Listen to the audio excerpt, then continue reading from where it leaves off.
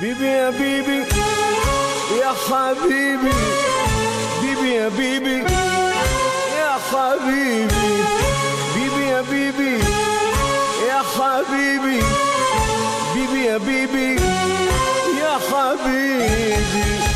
נשיר שירת הלב לביבי נתניהו, נשיר מכל הלב לביבי נתניהו, נשיר שירת הלב לביבי נתניהו, נשיר מכל הלב לביבי נתניהו.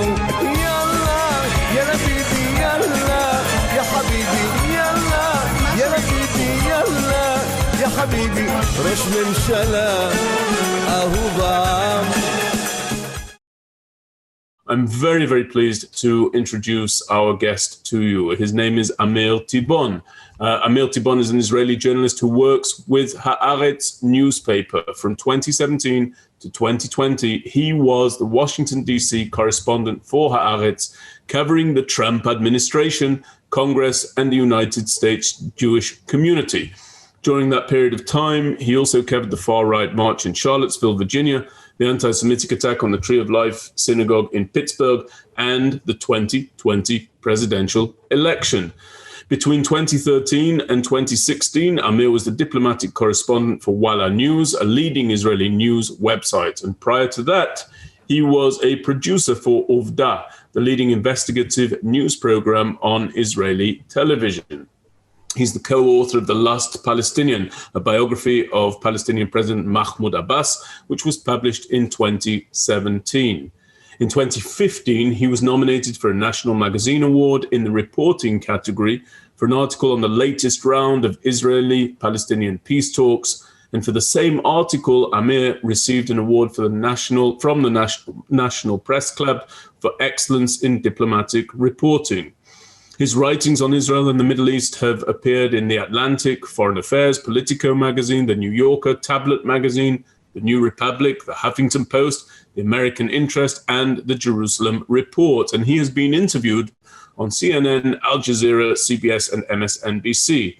A report produced by Amir and filmed inside Syria in 2012 focused on the country's civil war, and it was chosen by the Israeli Documentary Forum as the best TV segment of the year. Amir lives in Kibbutz Nachal Oz, which, ladies and gentlemen, is the closest place in Israel to the Gaza Strip. And he lives there with his wife and his daughter. He is regularly invited to speak on Israeli politics and the US-Israel relationship, as well as on the subject of life on the Gaza border in front of various audiences in the United States of America. And above all else, I'm very, very proud to consider Amir as a dear, dear personal friend. Amir, it's wonderful to have you back on here. It's wonderful that you are joining us from Nachal Oz. I believe that's the case. Tell us about how life is over there in Israel for you. How was your return, your relocation back home, your reconstitution, if you like, back home after your time as the White House correspondent? How are you enjoying things, and what's day-to-day life like? Well, Benjamin, it's pretty weird here today. Did you ever imagine that the biggest story on the news in Israel for 2 days in a row would be about ice cream? Because I certainly didn't, but then Ben & Jerry's happened. So these are a bit interesting times. Benjamin, about 5 years ago in the summer, we were talking. It was a short time after you actually attended my wedding, Miri and my wedding here in Nachal Oz. We were debating, what I should do next. I had this offer from Haaretz to go to Washington, D.C. to cover the emerging Trump presidency. And I was deliberating because we loved our life here in the kibbutz, even though this is a complicated place, right on the border with Gaza, not always easy. And eventually, after talking to you and other friends, I decided to go for it. And we had 4 wonderful years in Washington, D.C. Well, we actually lived in Virginia, in Alexandria, beautiful town. But after the end of the Trump presidency, it was the right time for us to return home. We had Galia, our daughter, born in Virginia, and we wanted her to be close to the grandparents. She's the first grandchild on both sides, my side and Miri's side. And it was very clear that her place is here in Israel, and specifically here in Kibbutz Nachal Oz, our home. So it's great to join you from here. And I shifted professionally to a different role in the newspaper, editorial role, a managerial role, which is also a very interesting experience for me.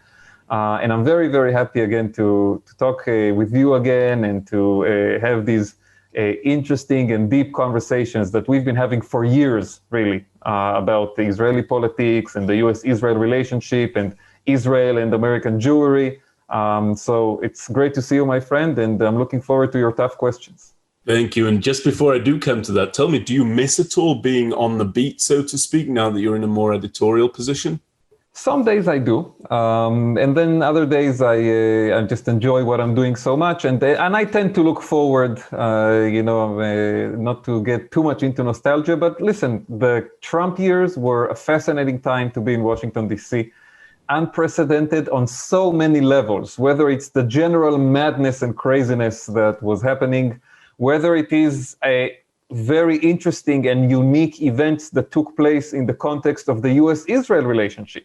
The moving of the embassy, the Abraham Accords, and whether it's this explosion that we saw of anti-Semitism in the United States coming from many different directions. You mentioned I was in Pittsburgh and I was in Charlottesville, and there were other tragic events in New Jersey and other places. So there was so much to write about and so much that was relevant to the readers back home in Israel. But luckily, in the newspaper business in Israel, you're always going to have stuff to write about. It's never boring. There's always news stories to tell, and that's what we try to do. Well, Amir, let's turn to the subject at hand. I want to set the scene, though, if I may. I would like everybody to be aware of the following about me, which is that whenever I've been on the ground in Israel for any election since 2014, and I've frankly lost count of how many elections there were, some of which I was home for, others of which I was not home for, I've actually protest voted against Prime Minister Netanyahu. Now, that may surprise some people, but to give you the full picture, I have protest voted against him by casting my vote in favor of candidates to the right of Benjamin Netanyahu, to the right politically of Benjamin Netanyahu. Now, you, on the other hand, are someone who I believe, feel free to correct me if I'm wrong, will have voted for candidates other than Benjamin Netanyahu, but I suspect, whether in protest or not, I suspect you will have done so for candidates to his left. You are correct. Yes. Right. And I wanted everybody to understand the different perspectives that we come to, which is that neither of us on this call has been particularly satisfied with his leadership over the course of the recent years. But whatever the case may be, I think, Amir, we can both acknowledge that Benjamin Netanyahu is, at the very least, a generational politician. Politicians like him simply do not emerge each time there is an election cycle, certainly not with the frequency of those in Israel. And so to get us going, Amir, I'd like you, in a positive sense, to tell us about some of Bibi's key accomplishments as Prime Minister that demonstrate the generational nature of his leadership. Well, first of all, Benjamin, the important thing to remember is that he first got elected in 1996 when I was in elementary school. And then, he had a short term as Prime Minister, 2.5 years, and that ended with an election loss in 1999, and then a period of 10 years in some form of political desert, although he did have a short, but in my opinion, very influential term as Israeli finance minister under Ariel Sharon during the Second Intifada, when he took some very unpopular steps regarding the Israeli economy, slashing all kinds of governmental budgets.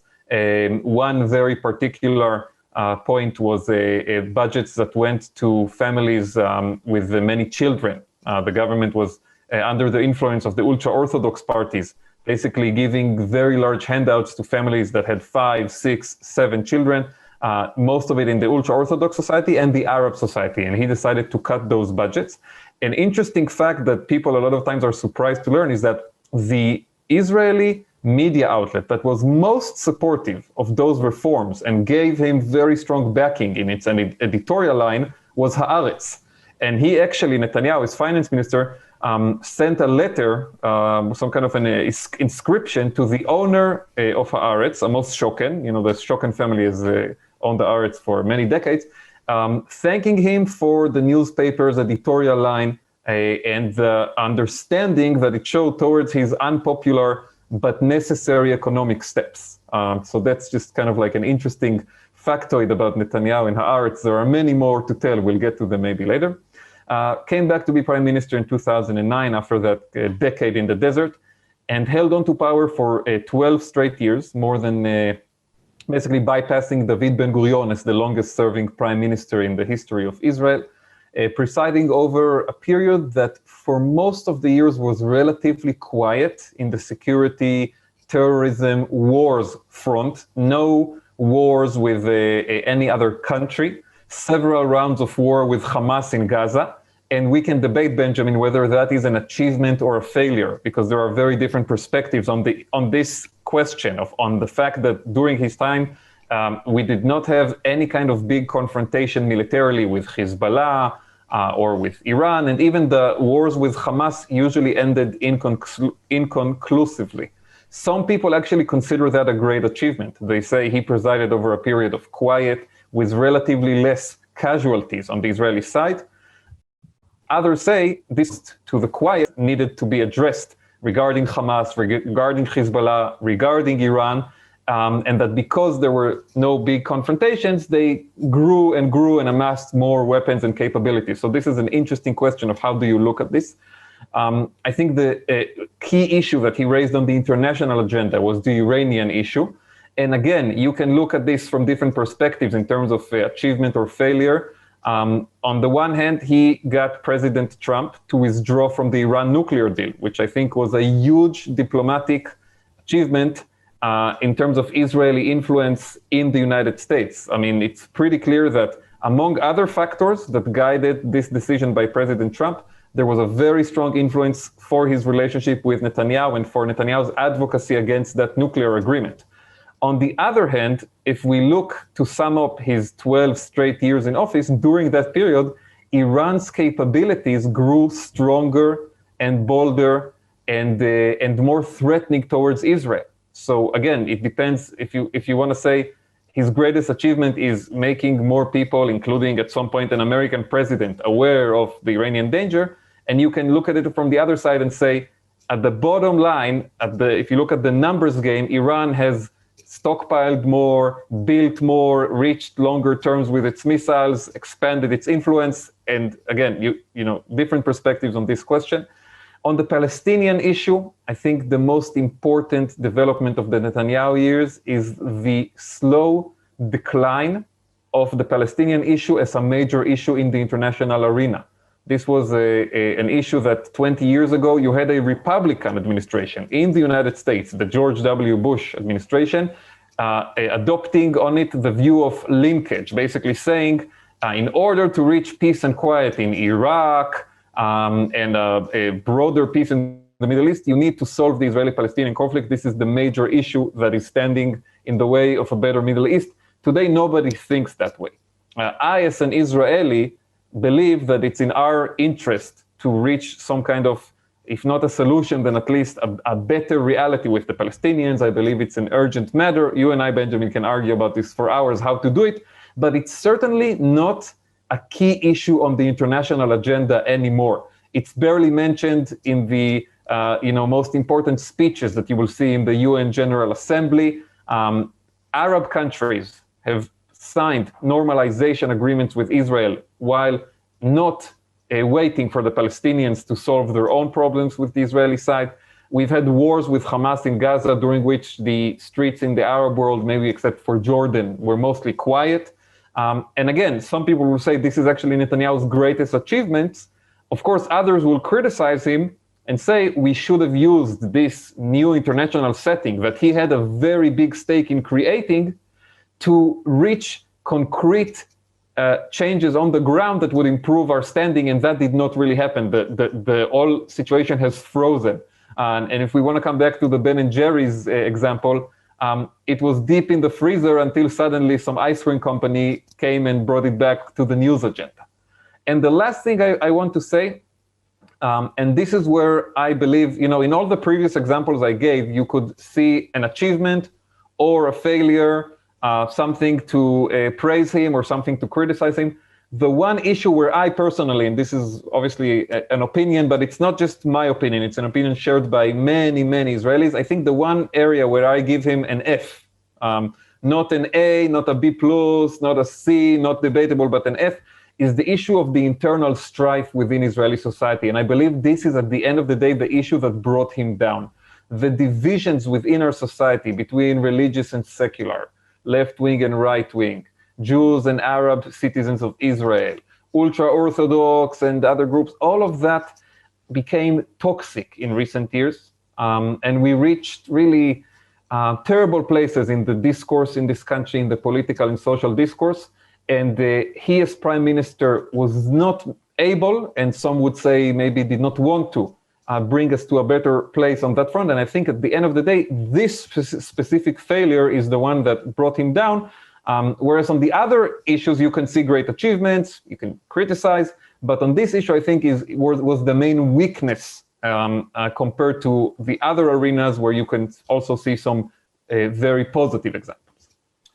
So you've mentioned a lot there, and I actually agree with much of what you've said. I felt that the management of the Israel-Palestinian conflict was all for naught when he had an opportunity to stand up and to promote an alternative to the hackneyed two-state solution formula. I think he could have done that with President Trump in the White House, and he didn't do that. I think that he had room to... No, you were pushing for it at the time. Very much so. We were very involved with that, and you and I had conversations behind the scenes about all of that over a sustained period of time. It was there for the taking. It ultimately is not something that was taken up.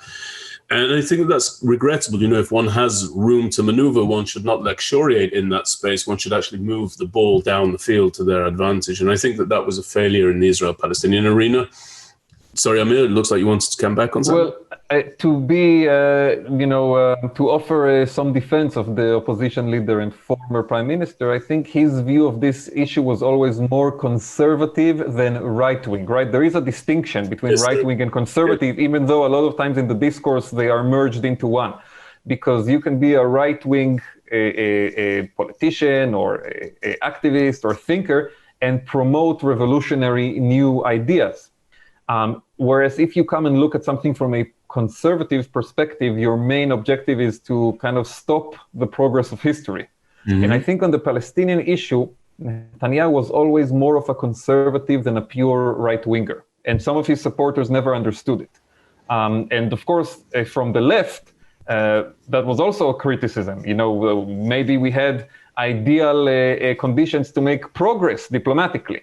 But the conservative view that you need to kind of freeze the conflict in place, I think is what stopped him from adopting new ideas during the Trump years, like what you were promoting. I agree. I think a manager, not an initiator, is how I would put it. Just managing various topics. And now you've made a mention of a number of areas where he was a success, where it's debatable as to whether or not he was a success, and where you said he absolutely was not successful, and you gave him the F grade for failing to improve the internal strife within the state of Israel. Now, those are all policy issues. I also want to talk about his politicking, if I may, because he does have a constituency. There's that old phrase that a leader without a following is just a guy taking a walk. Benjamin Netanyahu certainly has a following. He's not just an individual taking a walk. And yet he was unable to cobble together a coalition, despite at the end throwing out some real Hail Mary offers to various potential coalition partners. What about his politics prevented him from putting a coalition together, Amir?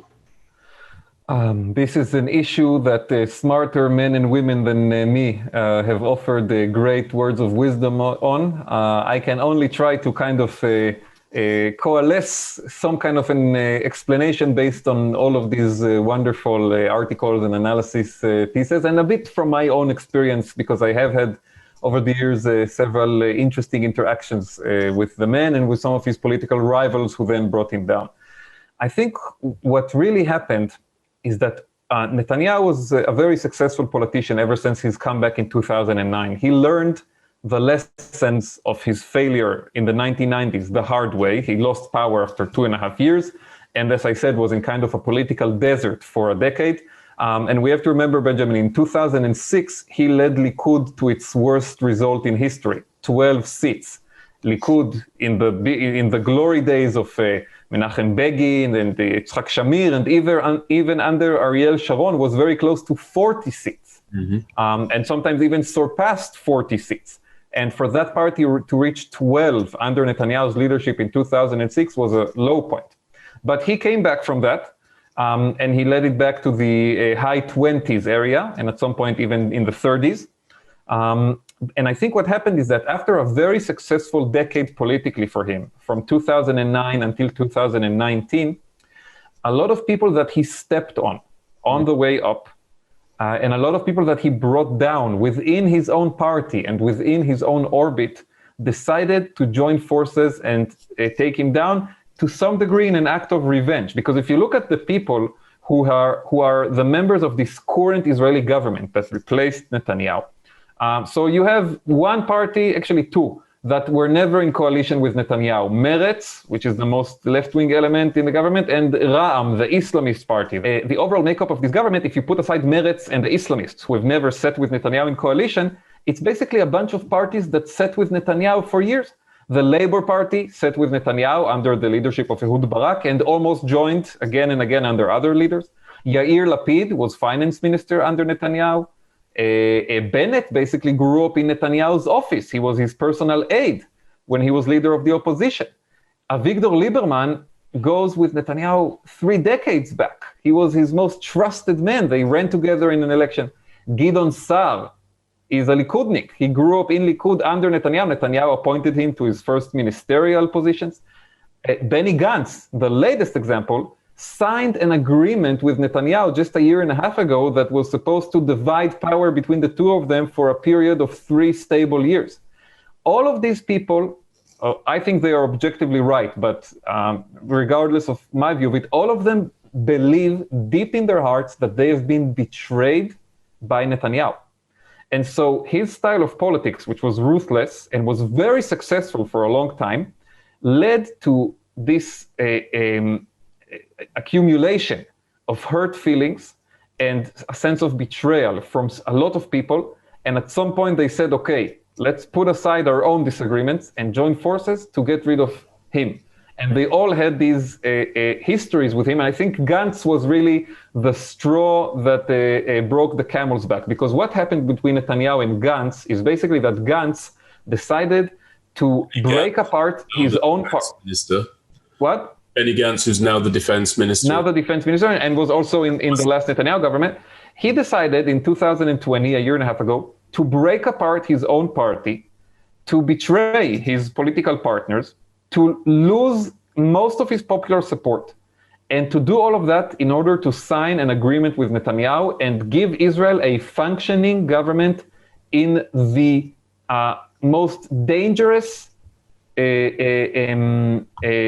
let's say, moment of the COVID-19 crisis. When COVID was a new thing, nobody knew anything about it. The numbers were exploding. Everybody was scared that it's the end of the world. And Gantz, who is a former, a general in the military, and by the way, was appointed by Netanyahu to be the chief of staff of the military. So there is even more of a history there. He said, this is the moment to rise above personal considerations. And he went into government with Netanyahu. And when Netanyahu began to slowly chip at their agreement and break it here and break it there, people said, nobody will believe him again. Because to basically cheat a guy like Gantz, who has this image in Israel, whether it's correct or not, we can have a session on Benny Gantz one day if you want, Benjamin. I like that. Is he really the good guy, the naive guy that everybody thinks he is? But this is his public perception in Israel, the good soldier, okay? And when Netanyahu broke the agreement with him, I think that was the moment when people said, okay, he's not going to be trusted anymore. And that led to the failure to form a coalition. Basically, a loss of trust of too many other party leaders. And so his success, in a sense, was also the root of his eventual failure. Mm-hmm. Well, You spoke about vengeance as perhaps being a motive of those who'd worked with Netanyahu in years past. I think there's a hint of vengeance about the way in which he's going about his role as leader of the opposition. And one of the things now, to turn to the chances of him making a comeback and again becoming prime minister, we've dealt with some of the events that led up to his demise. Now let's talk about his potential return. Much will turn on how effectively he wields the powers that are at his disposal as the leader of opposition. And he has made it very, very clear, whether directly or by one of his proxies, that as leader of the opposition, the governing coalition will be opposed tooth and nail, impeded anywhere and everywhere as they seek to pass legislation in the Knesset. Now, for our listeners, a recent example of that is the family reunification law. For those who are not aware of it, that's a law that blocks the automatic granting of Israeli citizenship or residency to Palestinians on the basis of a marriage to an Israeli citizen. It's a law that's been on the books since 2003 and would be extended each year by a year.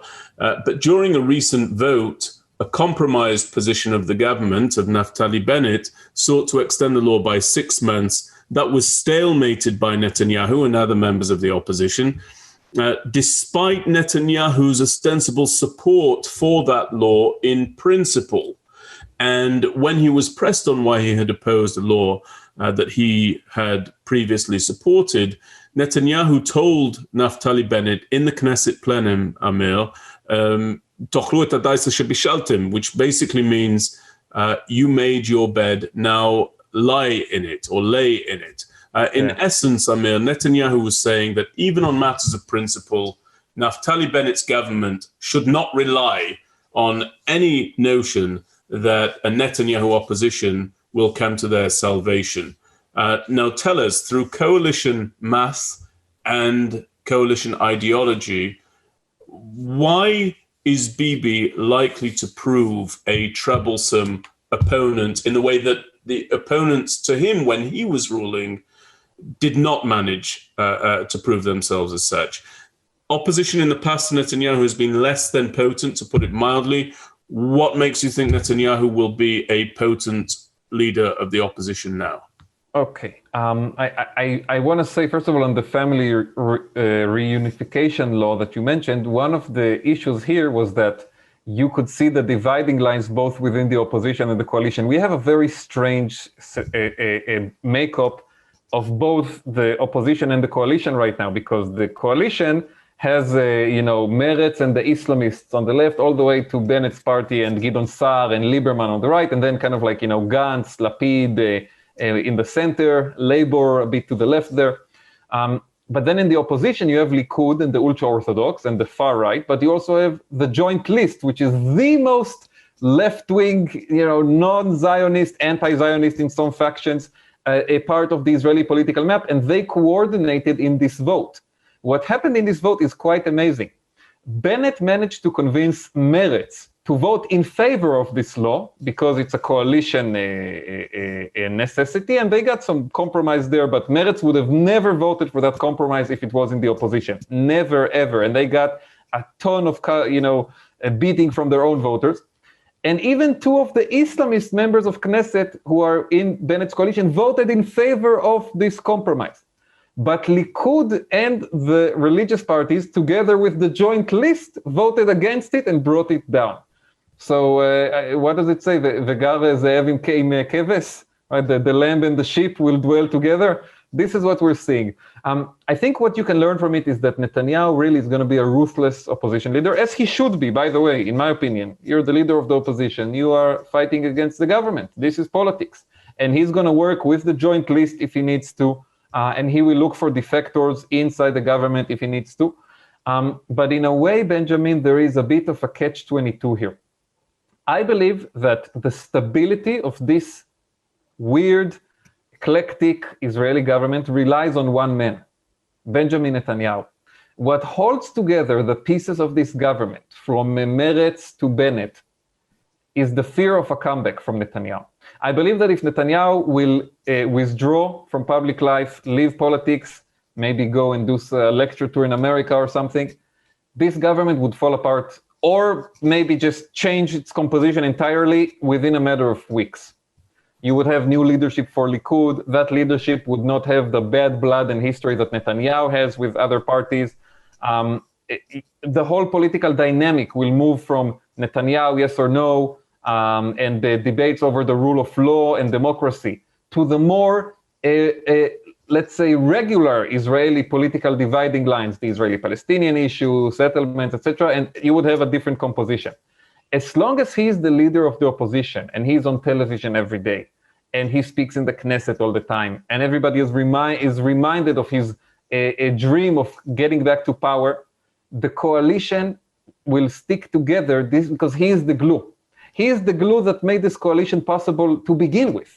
I think one thing that we need to realize when we talk about the internal strife in Israel, when we talk about the disagreements, is that 5 or 6 years ago, the idea that Meretz and the Labour Party would agree to serve under Prime Minister Naftali Bennett was just unimaginable to the voters of those two parties. If you had asked most of the Labour Party voters 5 or 6 years ago, who do you prefer as Prime Minister if there's only two options, Bennett or Netanyahu? I think you would have either a small advantage for Netanyahu or a tie. Today, it was obvious that Labour and Meretz would serve under Bennett just to get rid of Netanyahu because of the level of toxicity and hatred in the debate and the internal strife that has ballooned under him.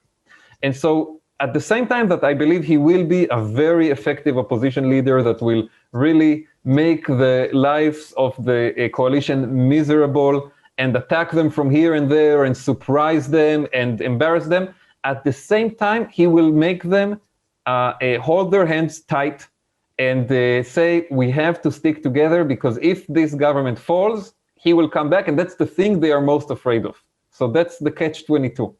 So you've spoken about what binds the coalition, namely the prospect of return of Benjamin Netanyahu. Let me put out there an idea that might fell the coalition because of the disparate components that are within it. You have Meretz, which again are of the left, and you have Naftali Bennett, decidedly of the right, headed a party that was called Yamina, yes, denoting its rightist attitude. The reality is that a coalition such as that is unlikely to be able to survive a conflict or a war, Amir. If a conflict or a war comes about, would that be the opportunity for Netanyahu, who we've both said is not actually, in our estimations, for what our estimations are worth, is not actually a success story as Mr. Security for the state of Israel, or it's certainly debatable. I don't believe him to have been successful in ensuring Israel's security. But could that be the opening for Netanyahu to come back as PM? So first of all, Benjamin, I agree that for Netanyahu, the most reasonable route to this government falling down is through some kind of catastrophe, which I hope will not happen, not just because I personally, as a citizen, prefer this government over the alternative, but just because even when Netanyahu was prime minister, I never wanted the government, to have a catastrophe in order to change the government. And I think any patriotic citizen should avoid that kind of thought. I will say that the mechanism of replacing a government in the Israeli Knesset is much more complicated than people realize. And, Benjamin, in the last 2 years before this government was formed, Netanyahu failed to win a majority for his Likud religious bloc in 4 consecutive elections. And yet it took 2 years to replace him. This gives you an idea not only of what a talented politician he is, which is true, but also of how complicated it is to replace a sitting government in Israel. Because the current mechanism is, it's not enough to have a majority that will vote against the government in a non-confidence vote in the Knesset. In the past, all you needed in order to bring down the government and initiate an election was to have a majority in a non-confidence vote. But during the Netanyahu years, this is a very interesting point, Netanyahu himself pushed to change the law. And he changed it in a manner that in order to bring down the government in a non-confidence vote, you need a majority not only to vote that he doesn't have confidence in the government, but also to vote in favor of an alternative prime minister. If you have tomorrow a majority in the Knesset that votes against this government, non-confidence, but that majority cannot agree on a prime minister, the vote is almost meaningless. It's a political embarrassment for the government, etc., but it will not lead to the fall of Naftali Bennett. Now, Netanyahu, for 2 years, failed to have a majority that will allow him to build a coalition. So it's not very likely that he will now find that majority within the existing makeup of this Knesset. If he had that majority, he would have formed a government, and we wouldn't even be in this conversation. So it's very complicated to replace a government. The more likely way for him is to get to a scenario where an election is called. Not that you have a new prime minister appointed, but an election. Now, how can you have an election called? There are two scenarios. One, the Knesset votes to disperse itself. Basically, you have a majority in the Knesset that votes to disperse itself voluntarily. This is not a very likely option, and I'll explain why. Almost every party in the Knesset right now, except maybe for the ultra-Orthodox, who have a very stable voting population, every party is afraid to lose seats in an election, including even Likud, by the way. Even Likud in recent polls is not growing and sometimes shrinking by a seat or two. When all the parties are afraid of losing seats in an election, nobody is going to be very, very quick to push for it.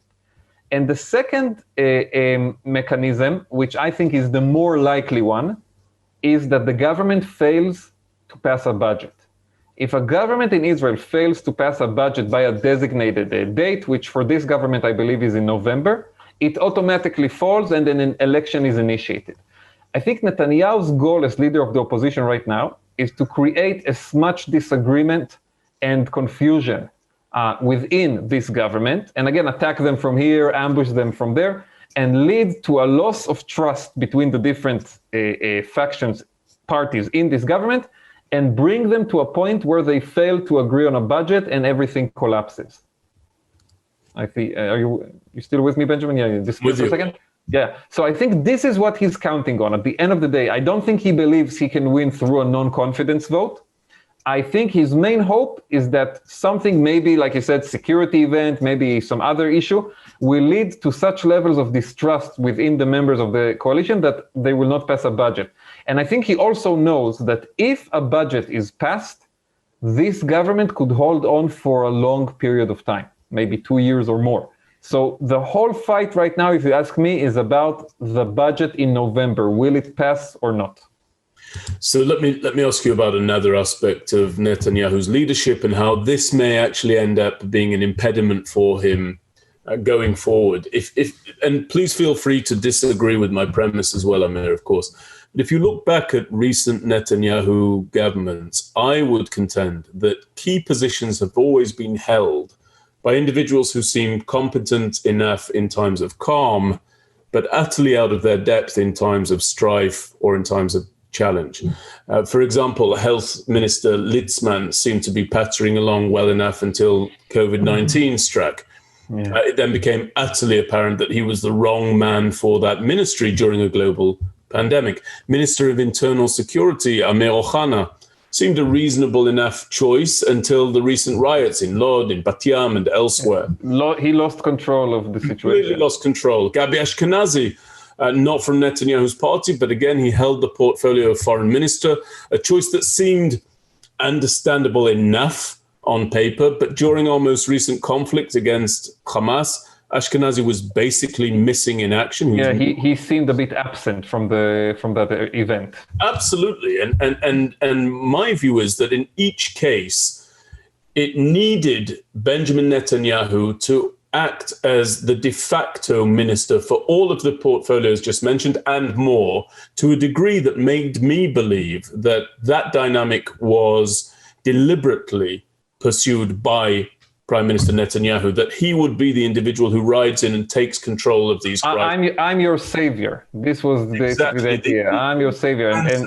Indispensable leader. Now, and I have to say, Benjamin, I have to interrupt. One of the things that I think Naftali Bennett is doing different so far, he's trying very much to communicate to the Israeli public that he's complimenting and congratulating his own ministry, which I believe is a welcome cabinet table, right? Yes. Every time there's a session of the cabinet, and to talk that through, and then I want to hear your reaction. I believe that this government has actually, regardless of whether I agree with their politics, which in many cases I do not agree with, But it's inarguable, in my view, that he, Naftali Bennett, is heading up a coalition of eminently qualified individuals. Think, for example, of Omer Bar-Lev. This is the former commander of the IDF Sayeret Matkal elite unit. He's now the Minister of Interior Security. Benny Gantz is defense minister. Horowitz seems to be doing well as health minister, despite the challenge. And of course, Yair Lapid, Amir, could be an incredibly effective foreign minister, incredibly effective. I mentioned I don't agree necessarily with their politics, each and every one of them, but this looks like a coalition of the talents. So my question to you is this: does the Israeli voter want a coalition comprised of just one man, that one man being Bibi Netanyahu? Has it not now been exposed as a less than ideal way of governing in Israel? Okay. I'm going to be more cautious in grading the new ministers because it's only been a month and 2 weeks or something. So let's see how they do. There's still time for them to make mistakes and disappoint us. I do want to say about Bennett that he seems to believe what you're saying, that the way to succeed as prime minister in this very weird coalition is to have capable people that he can appreciate and to show that appreciation. I want to give one example just from yesterday. Matan Kahana, who is from Bennett's party, he's the Minister of Religious Affairs.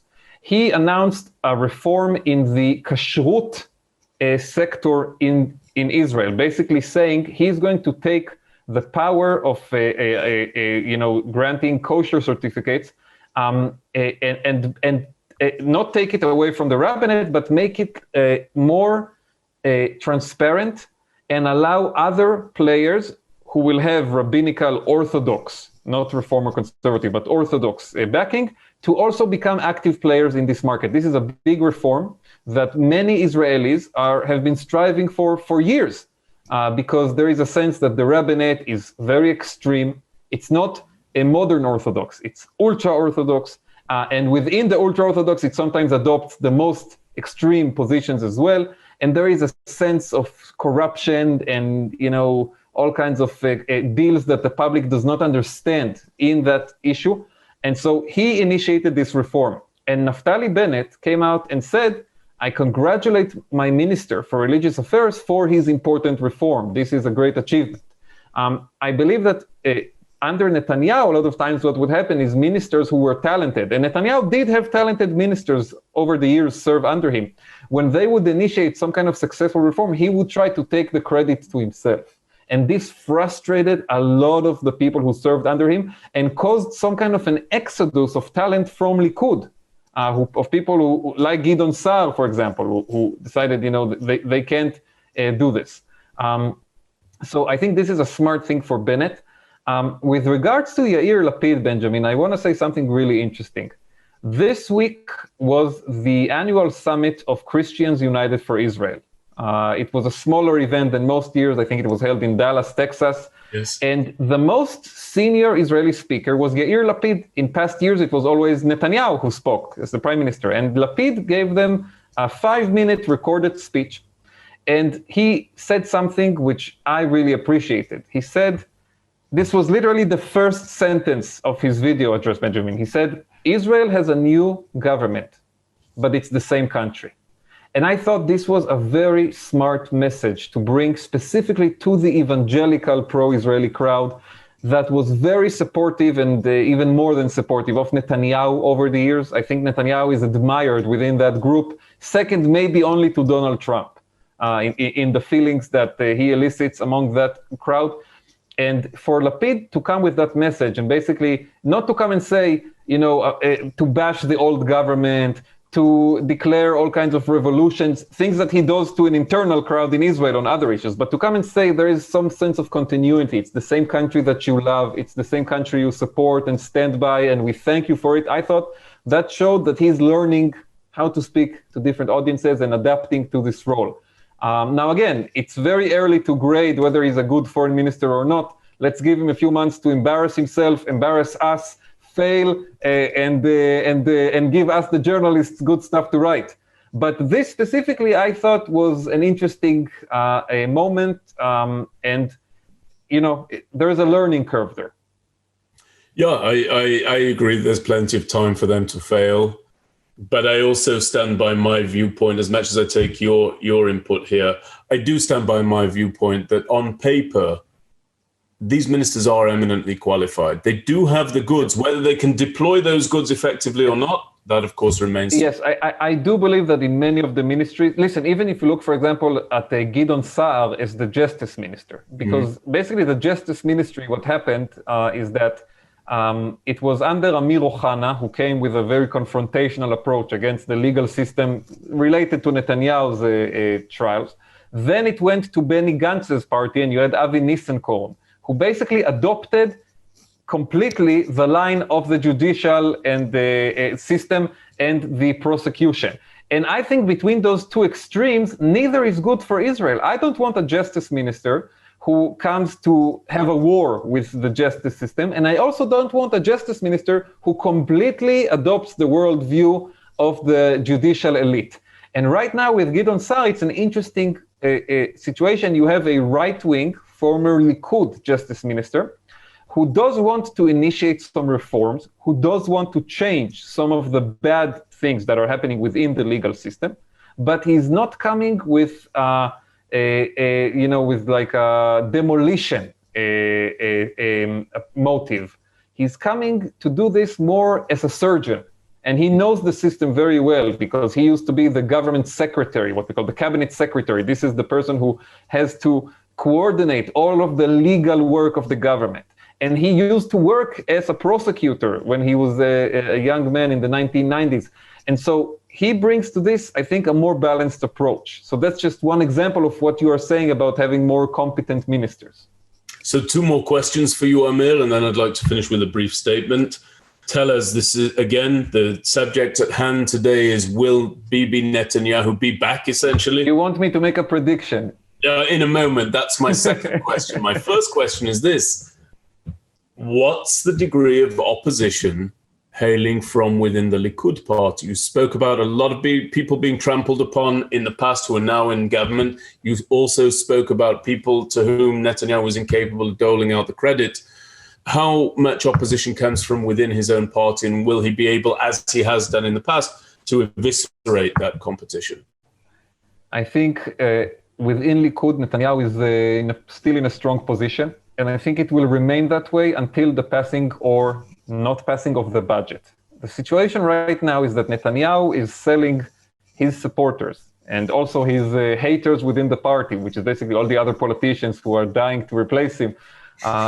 He's selling them this story that this government is unstable, made of parties that do not agree with one another on fundamental issues, and that it's a matter of months until it will collapse and a new election will be initiated, and he believes he will win that election. I'm a bit skeptical because, Benjamin, it's terrible to have 4 elections in 2 years. There's almost nothing good about it for any country. The one maybe good thing is that you can learn a bit about the electorate. And these 4 elections in the 2 years, we went through crazy drama. We had COVID emerge, and then the vaccines arrive. We had an economic crisis. We had several wars with Hamas. We had the Abraham Accords, and we had the changing of the administration in America. A lot of drama. It almost didn't move the needle. The elections were very stable. Yeah, Likud emerged with more seats in one election, blue and white in the other. The Arab parties went up or down, but overall it was a very stable situation. And so I don't know what is needed in order to really move the public either way. But he's selling this story to inside his party. And he says, you have to stick by me. Because if now we will go into an internal fight over leadership of Likud, it will benefit the government. We have to stay together, united, get rid of this government probably around the fall with the budget, and then, new election. I think if the budget will pass and there will be a sense that this government is holding on, this is when the knives will come out in Likud, not beforehand. Right now, he still has strong control of the party itself. And, my boxing coach used to say to me that predictions are for the weathermen, let them get it wrong. But I am going to ask you, what's your prediction? Will we see him back as PM? And if so, along what timeline? I think I would give it maybe 20%, 25%, not rule it out completely, but not give it a majority chance either. And I think a lot will rest again on the question of the budget. I think if the budget will not pass, he will have an opening, because his argument will be, you try to replace me, didn't work. Let me come back. Although again, the Israeli public has been very stable in its public opinion in the last 2 years. But still, a failure of this government definitely will help him.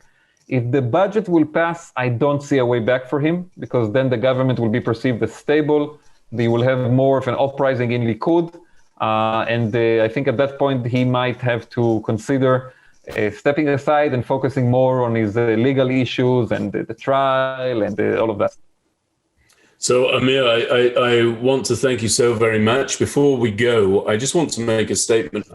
You're an individual who really does embody what we're trying to do here at the MirYam Institute. MirYam spells also Mem Resh Yud Mem, Merim, which means elevation or elevating. And we try to elevate the conversation about Israel. There are too many people who try to simplify it, who try to say that a right-wing Israeli is a fanatic, a left-wing Israeli is a traitor.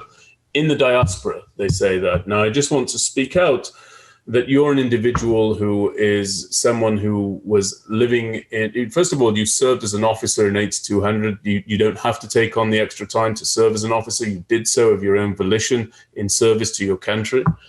You then were living a wonderful life in Tel Aviv.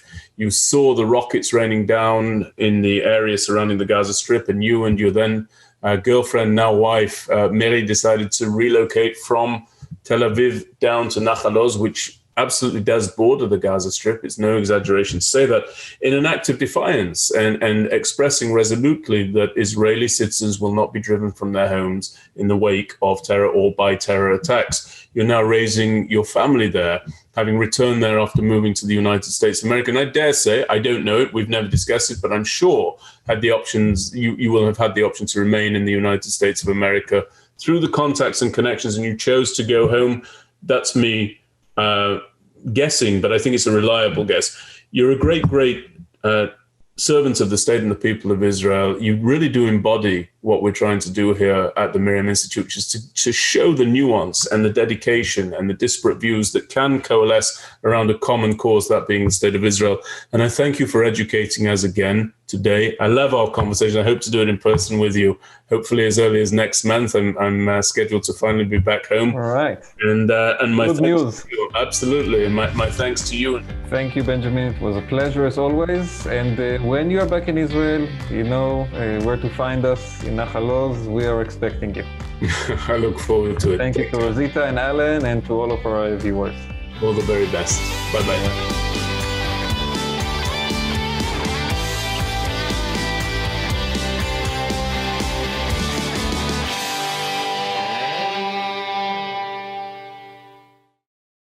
We would be pleased to send a complimentary DVD of this program to anyone who wishes to support JBS with a tax-deductible gift of $36, double chai or more. Simply visit the JBS website at jbstv.org and click on the Donate button to make a donation by PayPal or your credit card. And please indicate the program for which you would like a DVD. Or you can send your tax-deductible check to JBS, Post Office Box 360, Stamford, Connecticut 06904. Or you can call the JBS Pledge Line at 833-MY-JBS-TV. That's 833-695-2788. And again, please remember to indicate which program you would like to receive with our compliments. We thank you for your kind support.